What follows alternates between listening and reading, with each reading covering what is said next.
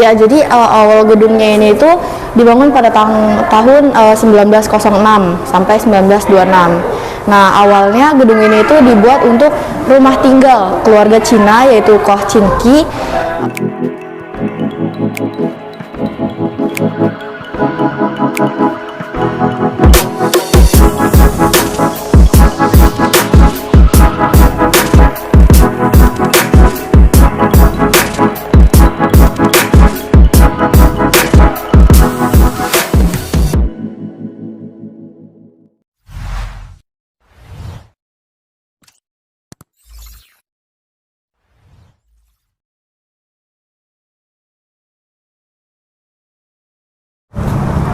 Assalamualaikum warahmatullahi wabarakatuh. Ketemu lagi bersama kami di Pawon Kusuma Channel. Kali ini saya akan mengajak teman-teman untuk berwisata ke Museum Juang Bekasi.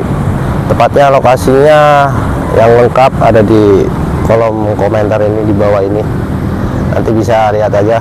Oke teman-teman, kita langsung saja untuk berkunjung ke museum ini. Langsung kita review ke dalamnya. Ikuti terus perjalanan kami. Let's go. Waktunya liburan, waktunya jalan-jalan. Nah, kali ini saya akan mengajak sahabat Kusuma untuk berkunjung ke Museum Bekasi. Yuk ikutin terus ya. Jangan lupa like, komen, dan subscribe. Bekasi yang dijuluki kota patriot punya banyak histori dalam perjalanannya. Banyak peninggalan bentuk perlawanan pada penjajah. Salah satunya yakni Gedung Juang Bekasi. Gedung Juang 45 Bekasi atau yang juga dikenal Gedung Juang Tambun menjadi saksi bisu perlawanan rakyat Bekasi pada para penjajah. Gedung ini terletak di Jalan Sultan Hasanuddin nomor 39 Tambun Selatan. Usai direnovasi, gedung ini dialihfungsikan menjadi Museum Bekasi dan bisa dikunjungi para wisatawan.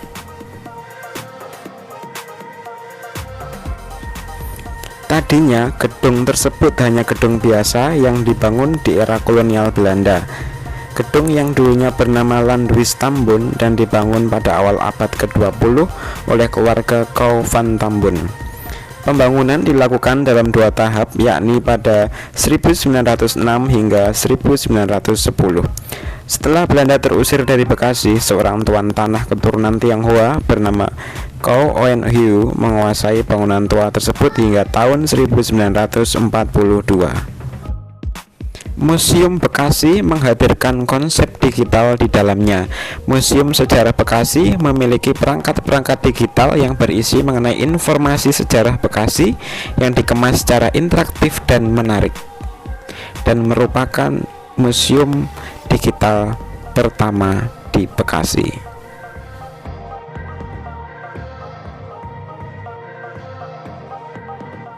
Museum Bekasi juga merupakan salah satu destinasi wisata terbaru di Kabupaten Bekasi yang menggabungkan konsep wisata sejarah dengan konsep digital yang sesuai dengan keinginan wisatawan milenial masa kini.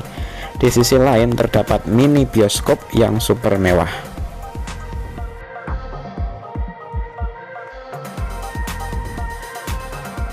Ikutin terus wisata kali ini di Museum Bekasi bersama pemandu wisata kita, Juwili, dan host kita, Cerep 3D. Jangan lupa like, komen, dan subscribe agar channel ini semakin berkembang.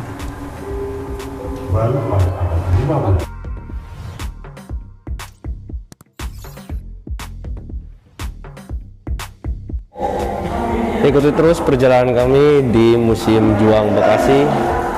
Dan saya kali ini nanti akan ditemani oleh guide di Museum Juang ini.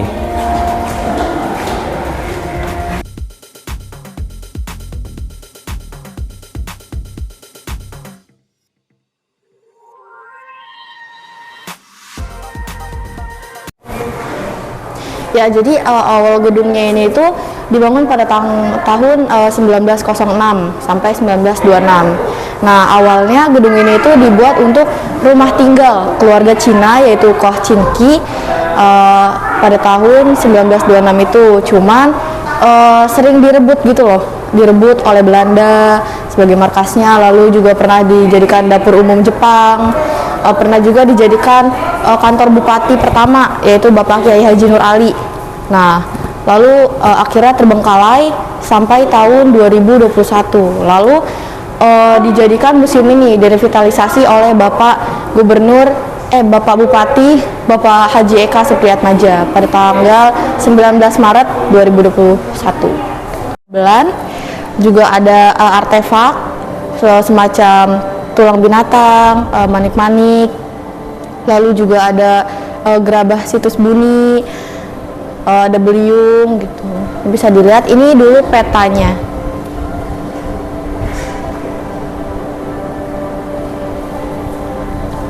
Lalu ke sebelah sini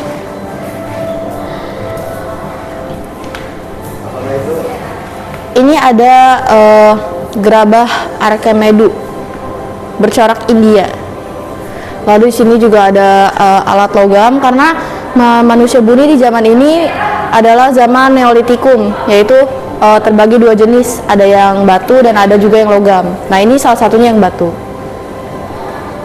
Lalu ini juga ada bandul terakota. Nah, bandul terakota ini fungsinya untuk pemberat jaring untuk menjala ikan. Gitu. Kalau batu bakalan ini fungsinya untuk membuat api. Kalau di sini ada nggak? Ada. Ada. Nah, ini ada bandul terakota, ini fungsinya untuk pemberat jaring menjala ikan. Tuh. Nah, ini ada batu bakalan, karena zaman dulu itu kan belum ada kompor. Nah, mereka menggunakan batu ini dengan cara digesekkan, lalu akan keluar api, seperti itu. Lalu juga ke sebelah sini ada tulang binatang. Nah, ini ada cangkang kerang dan tanduk rusa. Ini merupakan hasil buruan mereka. Ini ada manik-manik, karena di zaman ini sudah mengenal fashion. Jadi mereka sudah mulai membuat manik-manik, contohnya seperti kalung, gelang. Ya, kalau ini adalah beliung. Kalau yang tadi kan logam, kalau ini bentuk batunya. Seperti itu. Kalau ini serbuan Mataram ke Batavia.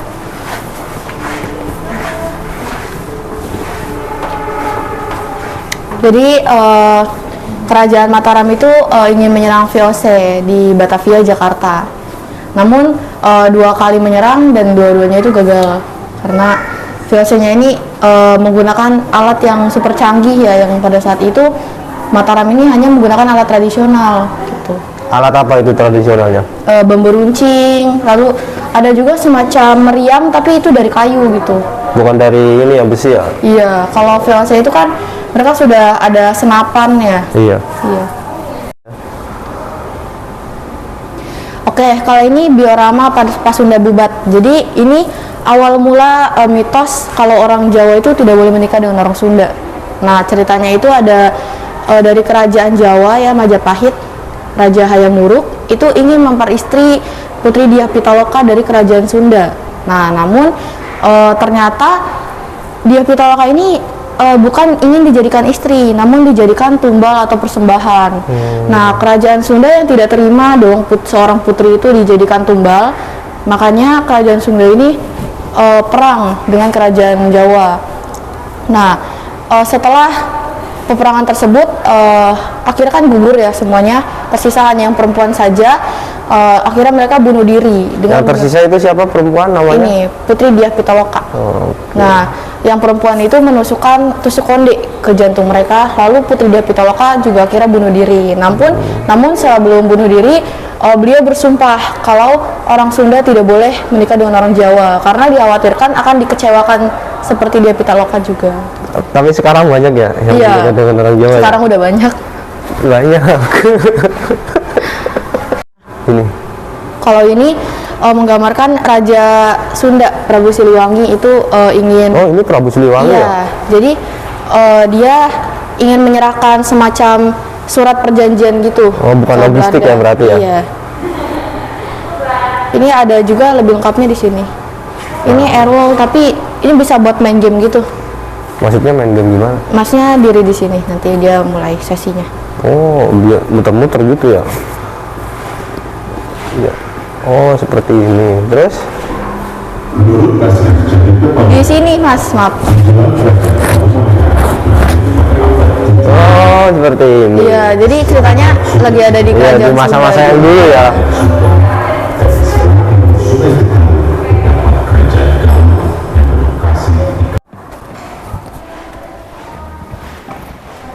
Ini ruangan VOC. Ini VOC. tentang pelayaran pertama orang-orang Belanda itu ke Nusantara pada tahun 1596. Berarti menjajah ke sini ya. Iya. Nah, ini ada lukisannya kapal Cornelis de Houtman waktu pertama kali berlayar di Banten.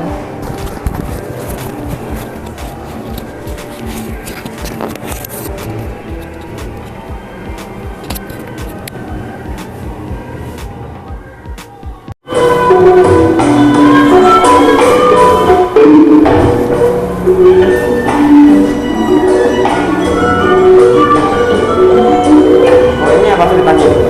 Ini jadi entong tolo. Kalau di Betawi itu kan ada si pitung. Kalau di Bekasi itu ada entong tolo. Gitu. Jadi beliau itu tuh seorang bandit.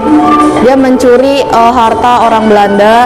Lalu harta tersebut itu dibagikan kepada petani-petani di Bekasi.